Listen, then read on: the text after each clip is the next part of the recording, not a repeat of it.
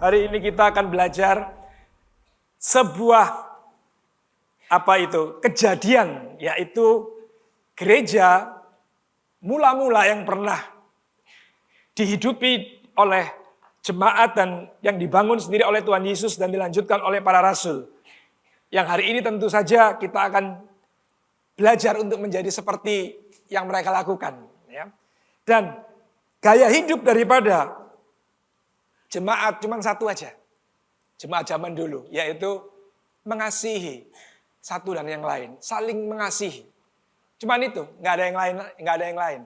Tapi lewat kata saling mengasihi, ada banyak turunan-turunan yang perlu kita tahu. Apa itu saling mengasihi? Kalau enggak kita bisa gagal paham.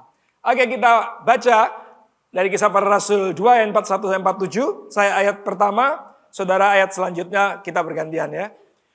Orang-orang yang menerima perkataannya itu memberi diri dibaptis dan pada hari itu jumlah mereka bertambah kira-kira 3.000 jiwa.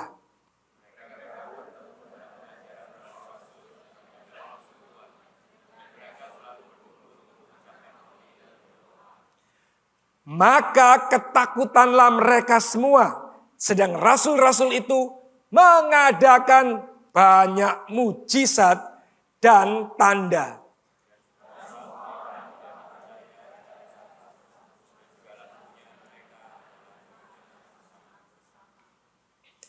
Dan selalu ada dari mereka yang menjual harta miliknya, lalu membagi-bagikannya kepada semua orang sesuai dengan keperluan masing-masing.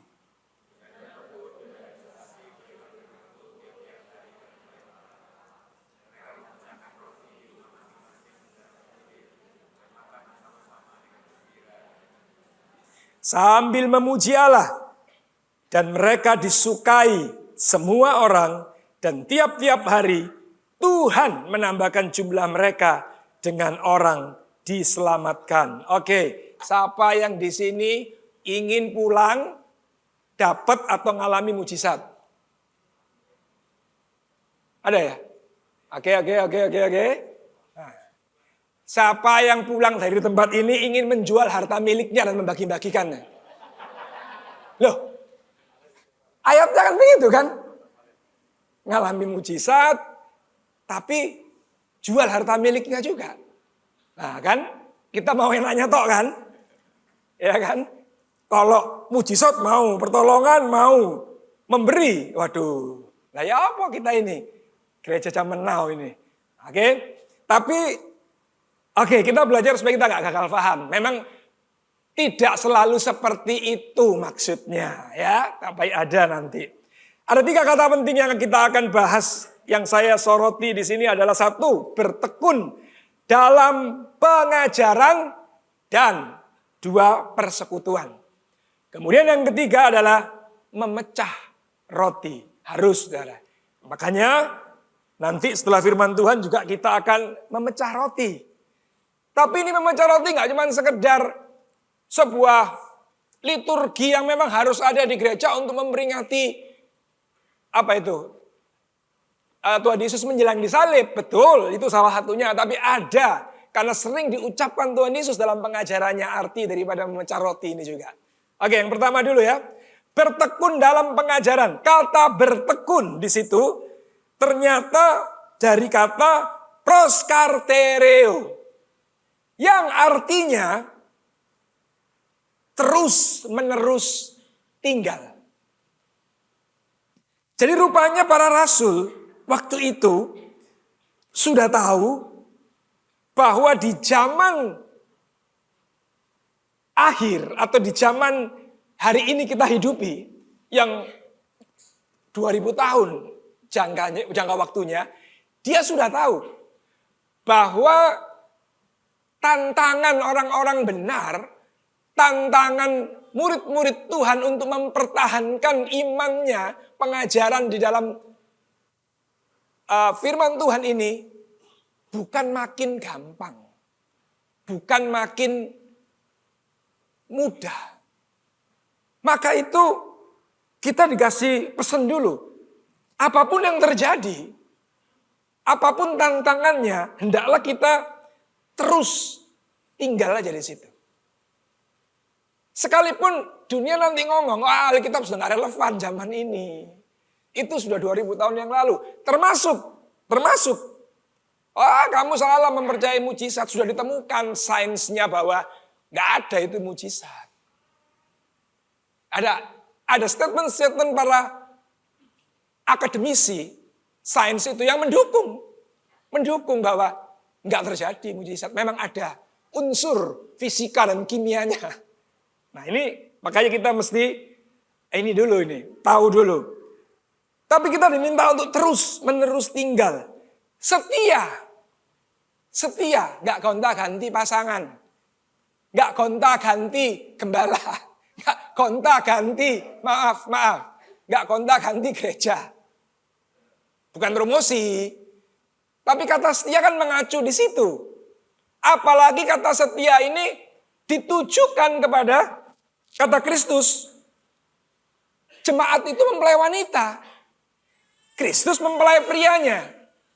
Jadi diminta setia. Nggak gonta-ganti Tuhan. Nggak gonta-ganti ilah yang lain. Karena ternyata Tuhan Yesus ikut Tuhan kok tambah nggak enak ya. Tambah tragedi terus, diproses terus. Ganti ya coba yang lain. Karena memang mengikuti Kristus itu akan ada banyak sanctification, proses pemurnian. Maka itu ingat, jangan gonta-ganti, setia saja. Karena lewat sebuah proses pengudusan itu, nanti ada manfaat yang akan kita dapatkan dalam kehidupan. Dan tidak goyah. Tidak goyah. Saudara tahu ya, kalau ngomong tidak goyah sebenarnya jemaat zaman para rasul itu secara langsung ditindas. Saudara. Harusnya mereka adalah orang yang paling punya alasan untuk goyah. Karena langsung disiksa, dimasukin kandang singa, dibakar hidup-hidup, dirajam batu, dipersekusi secara nyata. Jadi kalau ngelihat teman saudara ditangkap, gembala komsel yang lihat gembala sektornya ditangkap, dimasukin kandang singa, gimana gembala komsel? Masih mau jadi gembala komsel enggak? Kelihatan, terus diancam. Barang siapa yang masih mau jadi gembala komsel, berikutnya masuk kandang singa. Waduh. Akhirnya apa? Ya sudah, mundur kan? Goyah imannya, tidak tahan. Tapi kita sebenarnya hari ini kan nggak ngalami itu. Tapi bukan berarti tantangan kita mudah loh saudara. Bukan berarti kita nggak berhadapan sama singa, bukan berarti nggak berhadapan sama batu yang akan merajam kita, bukan berarti nggak menghadapi penjara itu terus ringan. Oh enggak. Justru sekarang ini dalam bentuk ideologi, dalam bentuk sains, dalam bentuk teknologi yang kadang-kadang sulit kita bedakan. Itu membangkitkan iman atau itu mendegradasi iman kita. Nah, makanya kita terus-menerus sudah diingatkan. Teruslah tinggal dalam pengajaran yang benar. Teruslah tinggal dalam pengajaran yang sehat. Jangan gampang didistraksi, ditarik ke pengajaran-pengajaran yang, ingat, seolah-olah mendatangkan jawaban instan. Ada kan? Beberapa sekte itu kalau muncul selalu nawarinya kan, oh ikut ini, langsung kamu. Dijadikan diiming-imingi. Perkara-perkara yang sementara ini dibuat instan. Nah, itu terjadi. Nah, kita harus tetap tinggal di situ, saudara. Karena apa? Hati-hati. Nah, kemajuan teknologi dan sains, satu. Kemajuan teknologi bagus nggak? Bagus. Sisi positifnya banyak. Tapi sisi negatifnya ada nggak? Wah. Zaman saya jadi gembala komsel tahun 96. Begitu mulai dapat tugas harus menyiapkan firman. Mulai beli buku-buku kan. Buku-buku untuk nyari bahasa Ibraninya apa, bahasa Yunaninya apa, korelasinya dengan ayat lain apa, kira-kira bicara konteksnya apa. Sudah tahu bukunya, segini saudara. Mau bawa jalan aja males. Kalau dimasukin tas zaman sekarang nggak cukup. Tas kecil-kecil itu. Gede. Harganya mahal pula. Tidak semua orang mau beli. Tidak semua orang mau baca. Makanya kalau zaman dulu nyiapin khotbah 45 menit gini, bisa 2-3 hari. Kalau sekarang, setengah jam cukup. Kenapa? Nyarinya cepet. Kalau dulu kan milih satu-satu. Dari huruf depannya. Pokoknya sulit. Tapi, kalau dulu, yang namanya penyesatan, itu cuma paganisme. Karena sebelum murid Kristus, era Tuhan Yesus, kebanyakan bangsa-bangsa itu menyembah berhala. Di mana-mana. Plus ditambahi kalau di tempat di mana murid-murid Kristus ada, budaya, adat Yahudi yang begitu kuat dipertahankan. Cuman itu aja. Tapi hari ini nih penyesatannya. Mulai dari gereja yang menawarkan materialistis, yang sifatnya benda, sampai yang roh. Ada semua sekarang. Sudah mau yang mana? Semua pengajarannya ada di situ. Dan itu saudara bawa setiap hari. Apa itu? Alat yang bisa mengeluarkan pengajaran itu. Jadi sebenarnya kalau hari itu para murid dikatakan setiap hari mereka dengan tekun terus membahas firman Tuhan supaya nggak sampai kepleset, salah, melangkah. Apalagi hari ini sebenarnya. Apalagi hari ini yang tantangannya macamnya lebih banyak. Tapi karena kesibukan, karena tuntutan pekerjaan, tuntutan macam-macam, kita jadi kayaknya nggak punya waktu.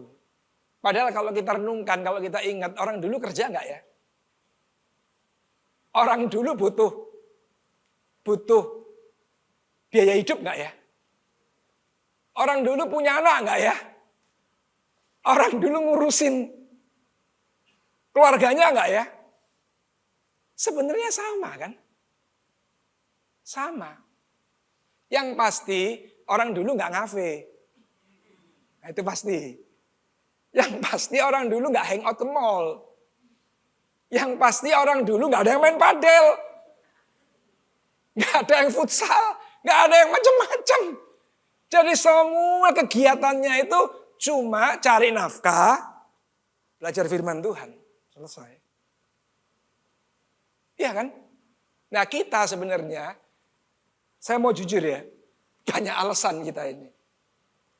Alasan urusan pekerjaan, bisnis, urusan keluarga, saya tahu itu semua kita alami. Tapi sebenarnya kalau kita mau jujur, kita manage waktu kita, yang paling banyak urusan yang happy-happy. Iya kan? Urusan yang lifestyle. Urusan yang nyenengin daging kita. Ya tapi nggak apa-apa, nggak ada masalah, boleh. Yang penting saudara hati-hati, karena adanya kemajuan teknologi dan sains ini ancaman. Saya kasih contoh, sains. Menurut sains, bumi umurnya berapa tahun, saudara? Ada nggak yang belajar, yang pernah mendengar tentang sains ini? Jutaan tahun. Ada fosil-fosil ditemukan katanya berjuta-juta tahun yang lalu. Terus yang ngomong, wih profesor dari universitas top di Eropa, di Amerika. Seolah-olah dia sudah ngalah-ngalahin Tuhan. Kita langsung percaya omongannya. Pakai bahasa Inggris, bahasa Yunani, bahasa macam-macam. Lah Alkitab ngomong, cuma kira-kira 6.000 tahun. Sejak zaman Adam sampai hari ini. Waduh, relevan nggak Alkitab ya? Dengan sains. Wah, belum lagi yang lain-lain. Ilmu teori evolusi lah. Wah, macam-macam. Rekayasa genetika lah. Macam-macam. Saya kasih tahu. Kalau saudara tidak belajar firman Tuhan serius dan sehat, saudara orang pertama yang akan goncang dengan penemuan-penemuan teknologi dan sains. Nah tadi pesan gembalanya oke itu. Gampang. Kalau ada pengajaran atau statement atau quote apa aja nggak sesuai Alkitab, forget it. Itu paling enak itu, delete aja. Yang ngomong profesor, doktor, PhD, nggak urusan. Nggak peduli. Iya. Apalagi para filsafat yang ngomong. Cuma ngarang-ngarang cerita kok dipercaya. Betul apa enggak? Loh, sudah kayaknya nggak seneng. Filsafat itu cuma ngarang cerita, bro. Cuma ngarang-ngarang aja dia buat statement-statement yang penting. Sudah merasa, hebat ya. Sama kayak Lester Budi ngarang lagu. Enak ya, kan ngarang. Ya filsafat kayak begitu, karangan aja.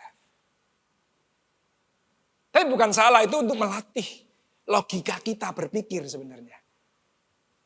Betul kan?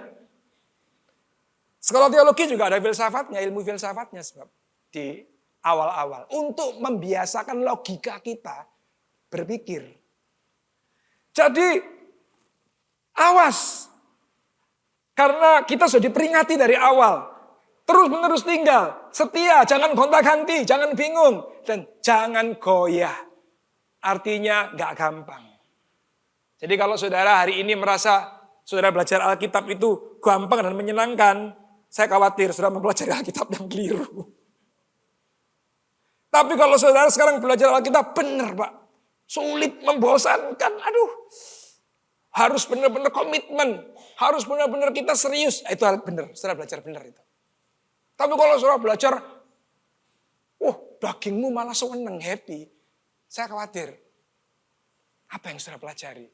Janji-janji apa yang ditawarkan di situ? Ya. Nah, kemudian belum lagi ada ideologi relativisme. Ini bahaya, saudara. Saya baca tentang ideologi ini, singkatnya aja ya.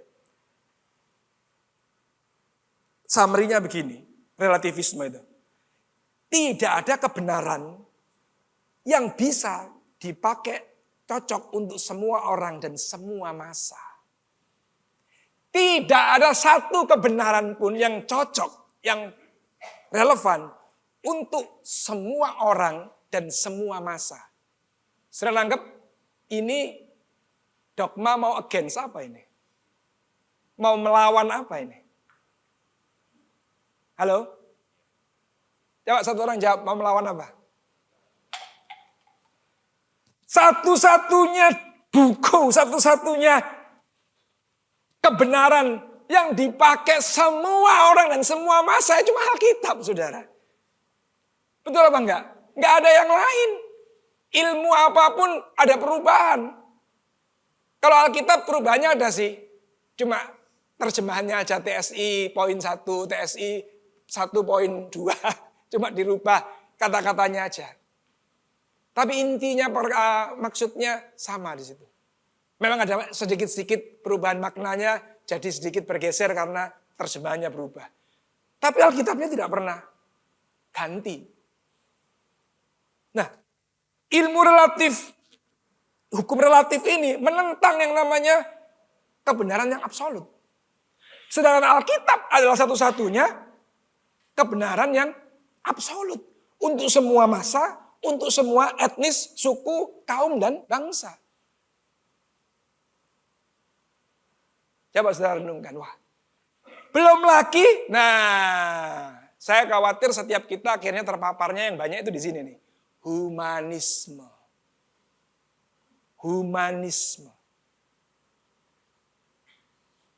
Yang penting baik. Gak usahlah terlalu fanatik, gak usahlah belajar Alkitab terlalu dalam-dalam. Kan pendalaman soalnya kan. Nanti terlalu dalam kamu gak bisa balik. Gak usah. Belajar biasa aja. Ke gereja ya sepantasnya aja, sewajarnya. Gak usahlah terlalu fanatik-fanatik. Yang penting baik. Yang penting moralmu baik. Itu tentang Alkitab enggak? Alkitab mengajarkan kamu baik seberapa? Baik seberapa? Tidak membawa kamu pada keselamatan. Alkitab mengajarkan tidak ada kebaikan satupun yang membawa kepada keselamatan. Humanisme adalah sebuah hukum yang berfokus pada manusia. Terutama manusia kita sendiri pertama. Jangan-jangan kita sudah masuk ke situ. Kita buktikan ya. Ada nggak di antara kita yang dalam berkomunitas, dalam bergereja, dalam bersekutu, berkomsel, suka baper, tersinggung, atau marah gara-gara orang lain? Gara-gara orang yang lain di kumpulan itu, ada nggak? Ada? Nggak ada yang ngaku? Ada kan? Pasti ada kan? Saudara sudah terpapar humanisme. Karena kita berkumpul, kita berkomsel, kita bergereja, fokusnya Tuhan sebenarnya kan? Lah orang lain itu sama kayak kita. Lagi belajar semua fokus ke Tuhan, ingin mengejar keserupaan dengan yang dia sembah. Dalam dia mengejar keserupaan, membutuhkan waktu yang cukup panjang. Di tengah-tengah itu dia nyakiti orang. Dia melakukan hal yang orang gak suka. Mungkin dia jatuh dalam penipuan. Mungkin dia banyak hal yang dilakukan seperti manusia pada umumnya. Yang sudah memang kehilangan kemuliaan Allah. Kehilangan kualitas ilahi. Kemuliaan Allah itu bukan sinar ya. Bukan kinclong-kinclong gitu, bukan. Kemuliaan Allah itu adalah kualitas ilahi. Kualitasnya Yesus. Hilang sudah, nggak ada. Apa itu? Kasih. Nggak ada. Nah kalau di komsel, di perkumpulan kita lebih banyak membicarakan teman-teman kita daripada membicarakan Tuhan. Humanisme namanya. Betul nggak? Kita harusnya lebih banyak membicarakan Kristus. Kenapa? Karena kita pingin kayak Kristus. Nah ini membicarakan si A, si B, si C, si D. Loh, itu namanya arisan. Itu namanya kumpul-kumpul. Paham sekarang ya? Paham dulu nih. Jangan-jangan kita sudah banyak yang humanisme. Apalagi yang ngomong begini. Oh yang penting kata papaku baik. Karena banyak jalan menuju ke Roma. Kita tidak mau terlalu fanatik. Kita tidak mau intoleran. Kita mau toleransi. Banyak jalan menuju ke Roma. Betul. Banyak jalan menuju Roma. Banyak jalan menuju Jepang. Banyak jalan menuju Israel. Tapi cuma satu jalan menuju ke Bapa kita di sorga. Harus lewat satu pintu. I am the door, kata Tuhan Yesus. Pintunya adalah Kristus. Nah, itu Alkitab yang ngomong. Kita percaya mana? Percaya ilmu ini? Sekarang kan lagi digembor-gemborin kan dalam humanisme ini. Jangan intoleran. Ya saya setuju. Kita harus toleransi. Yes. Setuju saya. Tapi bukan berarti kita mulai sepakat merubah apa yang Yesus katakan. Oh iya ada banyak jalan memang. Nah ini jebakan-jebakan Batman yang saya ngomong tadi. Tantangannya gak kalah sulit. Karena halus sekarang tantangannya. Ancaman akhirnya waktu kita sudah masuk dalam percaya dalam dan menggandrungi, menggemari kemajuan teknologi, kemajuan sains. Kita suka dengan belajar yang kayak gini-gini ya. Ilmu ideologi yang relativisme, humanisme. Akhirnya Alkitab, percaya saya, Alkitab dipandang nggak relevan lagi. Setelah dipandang nggak relevan, nanti ada orang yang ngomong, Alkitab itu jadi palsu. Akhirnya kita mulai, jangan-jangan iya ini. Jangan-jangan iya ini. Alkitab ini sudah karangan daripada bapak-bapak gereja yang berpolitik itu. Hati-hati saudara. Karena setan tidak langsung membuat kita itu jadi murtad. Enggak. Pelan-pelan digeser. Akhirnya apa nanti ancamannya? Kematian iman. Secara perlahan, saudara langsung apa? Apatis.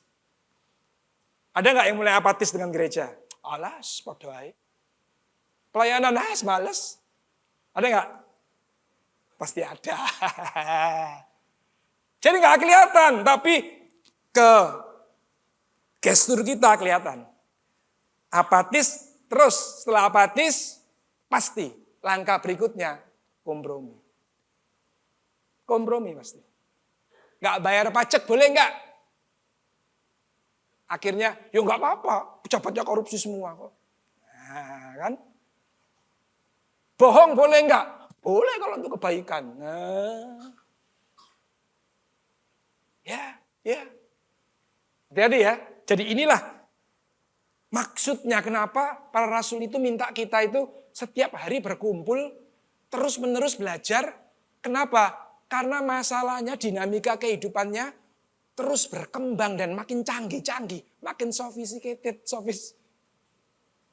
makin luar biasa. Kalau kita tetap ilmunya nggak nambah, ya kita adalah orang yang paling gampang. Kemudian yang kedua, persekutuan. Jadi kan ada dua kan? Jangan pernah kita itu meninggalkan yang namanya itu belajar, harus setia dalam pengajaran dan harus setia dalam persekutuan. Nah, dua hal ini yang tidak boleh tidak, harus tetap gereja itu ada. Jadi gini saudara, kalau ada jemaat di sini, saudara ngomong begini nih, Pastor saya cuma bisa minggu, nggak bisa, kalau ikut komsel nggak bisa. Saya harus dengan jujur ya ngomong, nggak boleh, nggak bisa. Harus ada komsel. Kenapa? Selama ibadah minggu ini tidak ada tanya jawab dan diskusi, saudara harus komsel. Kecuali 10 tahun lagi dirubah, ibadah tanya jawab dan diskusi. Satu kali ibadah 5 jam. Ya udah sekalian. Iya kan? Kebaktian minggu plus komsel maksudnya. Boleh diskusi semua, ayo. Ya 5 jam. Sudah setuju itu, oke. Kita nggak lagi komsel. Tapi selama ibadah cuma satu arah begini, saudara nangkepnya apa juga saya nggak tahu. Saudara nafsirnya apa saya nggak tahu. Saya biasa dengan gaya bahasa dan logat yang seperti ini, saudara. Dengan gaya yang berbeda bisa menerjemahkannya lain, saya juga nggak tahu. Bagaimana bisa materi ini tersampaikan dengan pasti benar? Enggak begitu kan. Terbukti kok. Saya ngomong apa, ada yang lapor apa ke.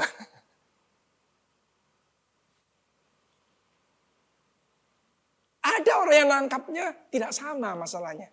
Maka itu perlu babak keduanya komsel untuk didiskusikan setelah itu. Supaya saudara nangkepnya akurat. Ini teknis banget ya. Sangat teknis tapi harus sudah ngerti. Jadi kalau kita sebagai orang yang mau belajar, memang kita harus sekarang ikut masuk dalam sebuah persekutuan. Nah persekutuan itu namanya koinonia. Artinya kebersamaan. Ingat ya, bukan kumpul-kumpul. Saya paling, apa itu namanya? Kalau komsel itu cuma kumpul-kumpul happy-happy. Gimana ya, sudah waktunya mengajak kita kumpul aja susah. Terus kita sudah kumpul, akhirnya kita tidak koinonia. Nah itu yang jangan sampai terjadi. Maka itu gembala komsel harus tahu fungsinya apa. Karena kalau enggak pertemuan itu jadi sayang gitu loh ya. Sebab koinonia itu harus ada kebersamaan. Kebersamaan itu apa sih saudara? Kebersamaan itu kalau saudara happy, semuanya juga ikut happy. Kalau ada yang susah, semuanya menanggung susah. Itu kebersamaan. Tapi bukan berarti itu susah, kita malah, ya soalnya dia biarin aja. Oh, itu memang harus digituin itu. Karena memang bandel itu. Malah diam-diam kita bahagia karena saudara kita di Komsel susah. Malah kita mensyukuri karena kita anggap dia nggak cocok dengan kita soalnya. Ada nggak yang gitu? Halo? Kalau kita beda pendapat tajam nih. Terus yang beda pendapat dengan kita kena masalah, rasanya kita happy banget. Tuh kan? Tuhan menghukum. Itu bukan Komsel. Komsel itu harus kebersamaan.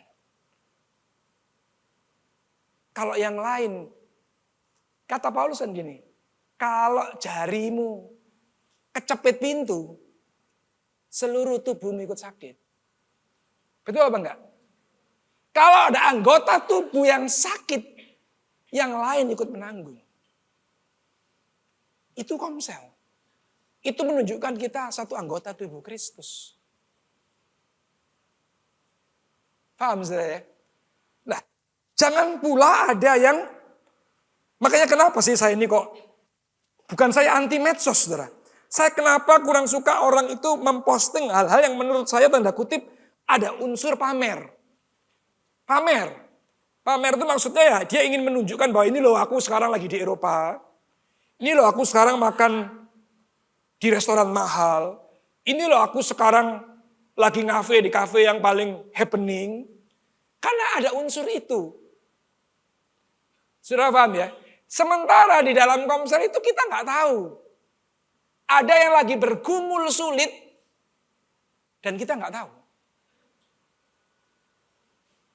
Kita nggak ngerti. Bahkan kadang-kadang ya kita kurang mau tahu juga. Seharusnya tidak demikian kan? Sebelum, bukan gak boleh saudara menikmati berkatmu untuk kamu liburan atau makan enak, boleh. Tapi tahukah kita, orang-orang di dalam Komsel kita itu ada yang sedang bergumul. Tahukah kita bahwa di antara mereka itu ada yang lagi mau berobat aja gak bisa.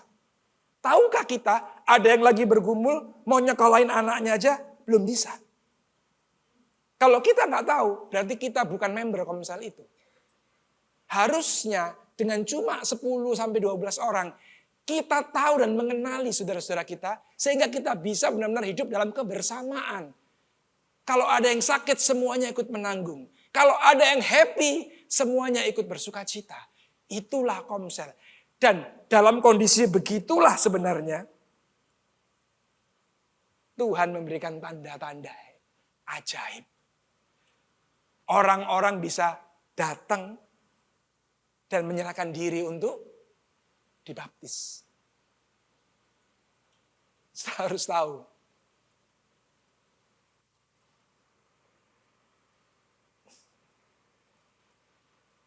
Tantangan jemaat mula-mula versus jemaat sekarang. Kalau jemaat mula-mula berjuang menghadapi dunia yang menindas. Kelihatan langsung. Gampang. Tetapi jemaat zaman sekarang bergumul menghadapi dunia yang merangkul, tapi sebenarnya melemahkan iman.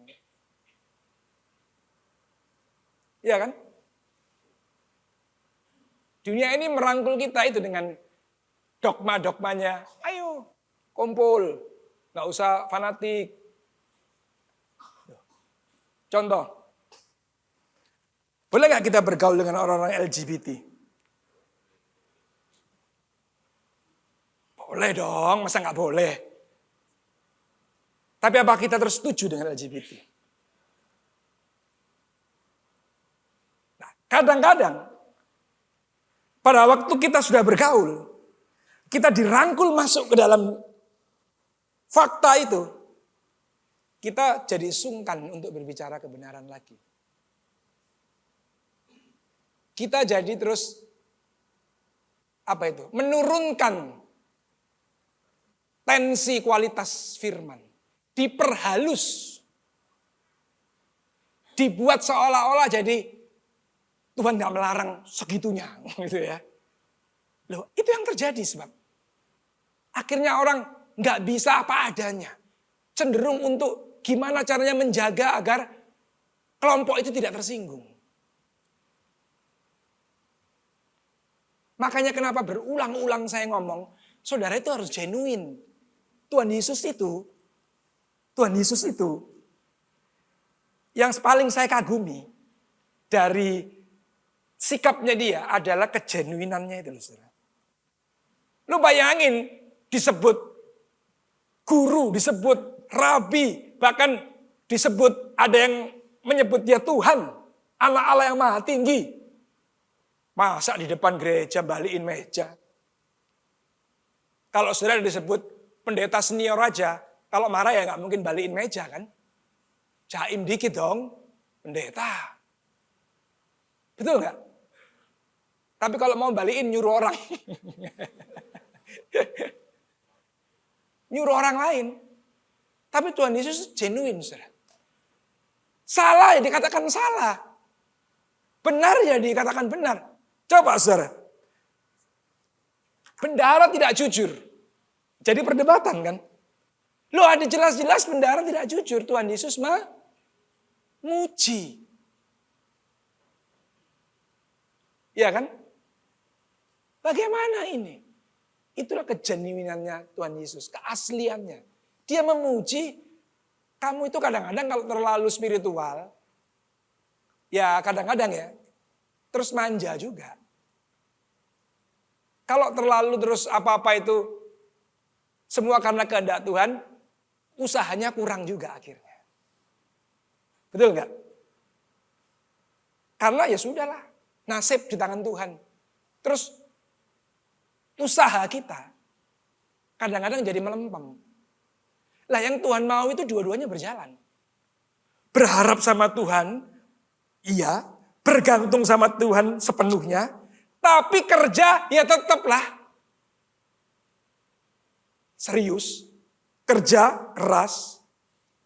Harus. Nah kadang-kadang ini suka gak balance memang. Akibat kita kalau gak belajar benar itu ya begitu. Gak balance. Terus kita maunya pasti pilih-pilih. Mana yang menurut kita cocok. Nah kalau saudara baca dengan komplit akhirnya saudara akan menemukan kontroversi. Kok Tuhan Yesus begitu? Nah inilah kegenuinannya dia. Nah, saya berharap akhirnya kita kalau belajar serius itu ngerti. Oh Tuhan itu mau kita cerdik. Mau kita belajar juga. Mau kita gak polos-polos amat. Tapi tulus. Tulus sama polos itu beda loh saudara. Polos kecenderungannya ilmunya kurang. Orang polos itu. Kalau tulus kecenderungannya apa adanya. Coba.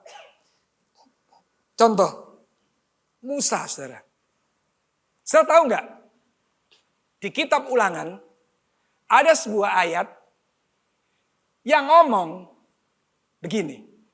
Musa, hambaku Musa adalah orang yang paling lembut hatinya. Hebat gak saudara?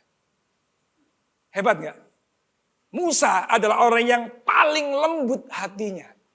Wah, hebat. Siapa yang nulis kitab itu saudara? Yang nulis siapa? Musa sendiri. Coba saudara bayangin. Hah? Saudara kaget mungkin sekarang ya. Wah Musa ini. Loh itulah asli. Dia nggak takut mengakui Tuhan memberikan dia potensi. Tuhan memberikan dia kemampuan untuk dia sampaikan.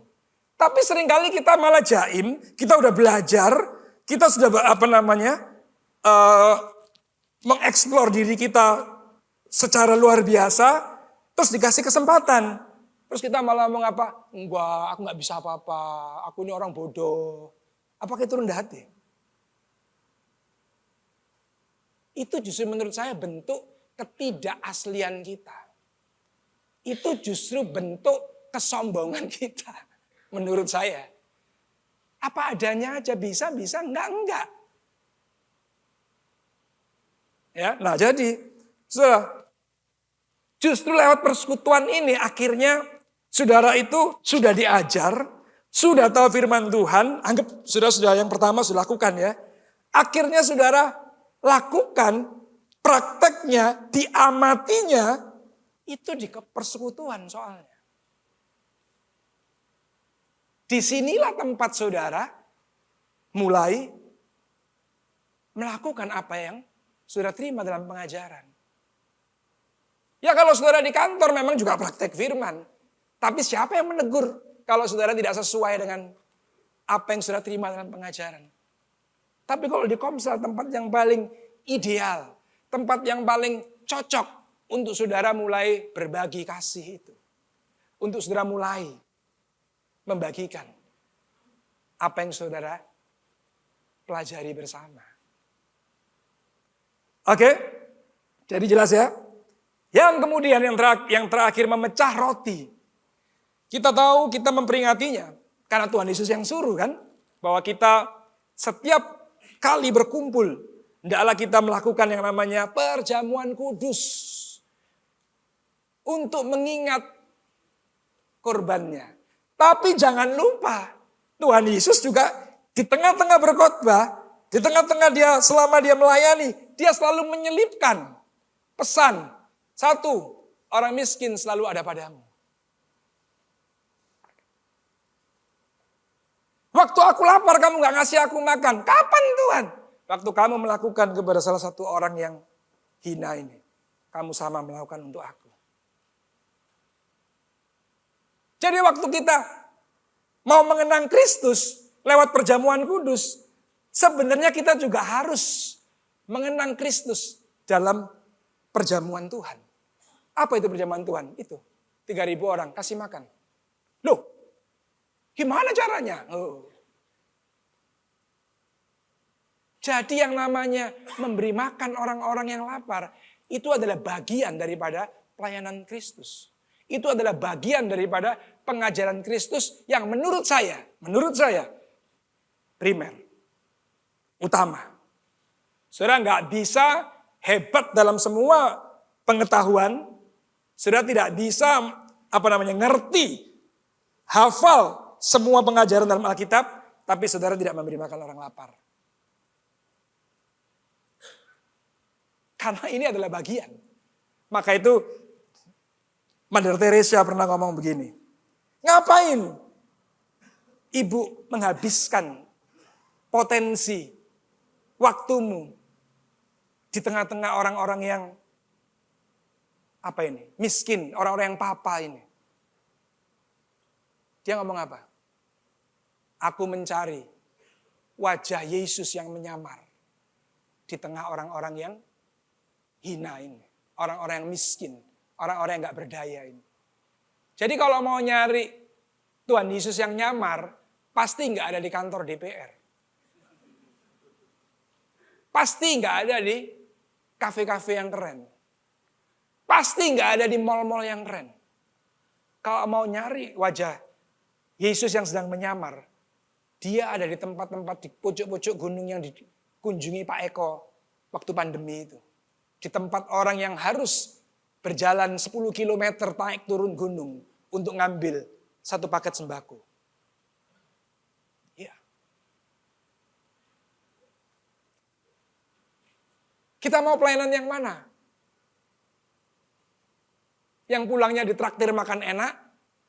Atau yang pulangnya masih dimintain ongkos untuk pulang naik gojek sama orang yang ngambil sembako? Pilihan kita.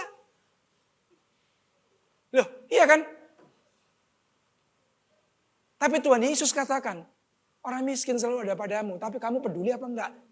Itu masalah berbeda. Yang penting waktu kamu memberi makan orang yang hina ini, kamu seperti melakukan untuk aku. Jadi ayo, sekarang setiap daripada kita mulai, ayo kita serius, ayo kita komitmen untuk mau belajar firman Tuhan dengan benar. Karena gak gampang belajar firman Tuhan. Karena butuh keteguhan hati, butuh komitmen. Butuh pembina untuk belajar firman Tuhan. Ayo kita ada di situ. Kemudian yang kedua, ayo kita tahu sekarang persekutuan itu bukan sekedar kumpul-kumpul. Tapi persekutuan itu adalah kita mencoba untuk membangun kebersamaan. Ayo kita mulai sekarang jangan cuma memikirkan kepentingan kita sendiri. Tapi kalau ada anggota tubuh yang sakit, ayo kita tanggung sakit itu bersama-sama. Tapi kalau kita lagi sukacita, bagikan sukacita itu kepada semua. Itulah kebersamaan. Itulah koinonia. Nah, kalau itu sudah kita lakukan sekarang, ayo kita lewat komsel kita bikin satu program yang namanya kita peduli orang lapar. Ada satu, terakhir ya saya tutup. Waktu pandemi, 5 tahun yang lalu, lewat Zoom, lewat online, saya ketemu dengan seorang teman. Orang itu ada di Eropa. Orang itu agak nyentrik, agak ya ngomongnya juga kadang-kadang kasar, tapi berani. Dia seorang peninjil sebab berani, tapi juga cukup memahami firman Tuhan dengan baik. Sudah tahu, dia membuat satu program di masa pandemi. Cuman satu aja. Berusaha sebisa mungkin setiap hari ngasih makan orang susah. Jadi pokoknya bisanya berapa? Dia bikin nasi bungkus 10 ya udah. Tiap malam dia berdiri di pinggir jalan. Kalau ada supir-supir ojek online yang hari itu nggak dapat muatan, hari itu nggak dapat income cukup, boleh ke situ makan gratis. Tiap malam, saudara. Sudah tahu? Dari cuma ngasih makan 10 orang, 3 tahun kemudian berakhir dengan berapa, saudara? 10.000. Iya. Dan masih berjalan sampai hari ini. Yang luar biasa. Tapi sekarang ya nggak lagi berdiri di depan jalan. Disalurkan ke tempat-tempat kayak kita gitu. Dan yang luar biasa, cuma gara-gara dia melakukan itu, banyak orang-orang berempati dan gabung. Akhirnya bisa mendirikan 3 yayasan. Dan akhirnya, ini bukan di Indonesia loh ini. Di Eropa tapi bisa melakukan sampai ke Indonesia yang luar biasa. Dia bisa akhirnya berrelasi dengan orang-orang di Indonesia dan melakukan program itu dan berhasil. Dan yang luar biasa gara-gara itu. Terus di Eropa jalan, di Indonesia jalan sampai akhirnya dia bisa membuat sinode gereja di Eropa.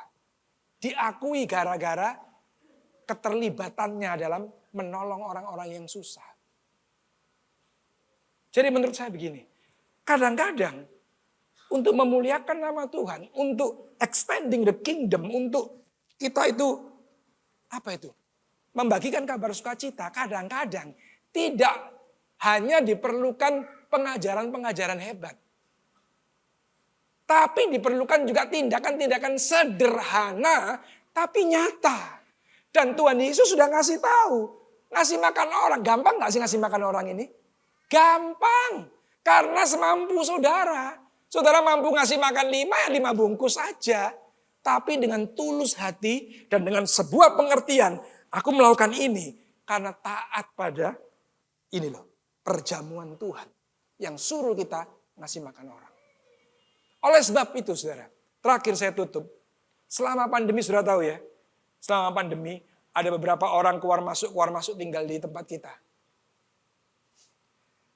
Ada beberapa orang. Karena saya cuman kalau ketemu orang tahu susah, diusir dari tempat kos, saya nampung. Wah, masih ada kamar kosong 1, masukin. Oh, masih ada ruangan kosong nggak dipakai, masukin. Tapi setelah akhirnya sekarang ya banyak yang sudah keluar karena sudah normal. Kadang-kadang dipandang orang seperti kayak tindakan-tindakan yang apa ini? Ngapain mesti begitu? Saudara sebab nggak tahu rasanya diusir dari tempat kos.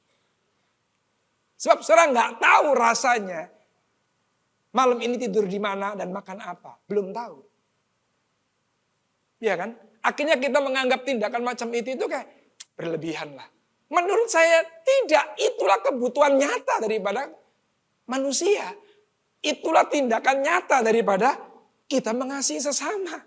Itulah tindakan nyata. Coba bayangin, Tuhan Yesus habis khotbah, 3.000 orang mendengarkan, terus hari sudah mau petang, mereka mau pulang tapi belum makan, bayangin aja. Enak banget Tuhan Yesus ngomong, kasih makan. Sudah nggak nangkep kisah itu? Kasih makan. Kalau 3 orang ya bisa, 3.000. Tapi Tuhan Yesus tetap ngomong kasih makan. Nah, waktu murid-murid taat, waktu murid-murid melakukan saja, apa yang terjadi? Mujizat. Mujizat. Maka saya tanya, saudara mau ngadami mujizat? Saudara akan dipakai Tuhan untuk menjadi mujizat buat orang-orang yang ada di sekitarmu. Saudara akan dipakai Tuhan untuk membawa jiwa-jiwa datang kepada Tuhan. Nah, kalau saudara dipakai Tuhan menjadi mujizat buat menolong banyak orang yang butuh bantuan itu, apakah urusanmu sendiri kira-kira tidak beres? Logikanya. Apakah urusanmu yang prinsip tidak beres? Saya nggak ngomong kita sedang transaksional sama Tuhan. Tidak. Tapi orang yang bisa ngasih makan orang lain, tandanya orang itu kenyang. Begitu kan? Orang yang bisa memberikan tumpangan kepada orang lain, tandanya dia punya rumah.